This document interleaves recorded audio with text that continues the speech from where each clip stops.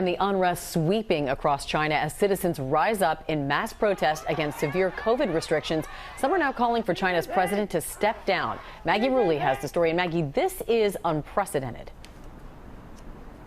Yeah, Amy, exactly. I mean, these are on a nationwide scale that we haven't seen for decades, and some now even calling for the Chinese leader to step down. This morning, the biggest wave of unrest to hit mainland China in decades is ripping across the country. Fed up with the government's strict zero COVID policies, thousands have taken to the streets from Shanghai to Beijing and at dozens of universities across the country. Shouting, "We want democratic rule of law. We want freedom of speech."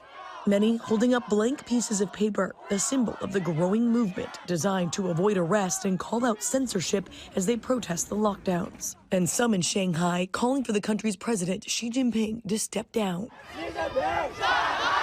A rare and brazen act of public defiance against the communist government, and on a nationwide scale not seen across China since the days of the Tiananmen Square protests in 1989. The protest triggered by a deadly apartment fire last week in the western city of Urumqi, killing 10. Many blaming COVID restrictions for the fire department's slow response time, something the Chinese government denies.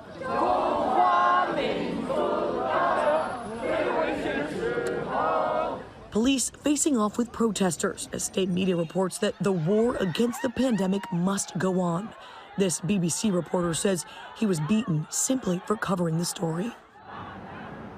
Now, that British journalist was arrested, but he has since been released and is back out there covering these protests.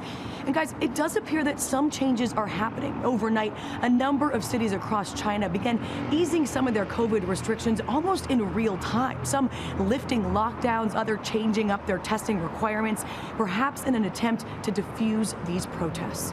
TJ. All right, Maggie, we thank you.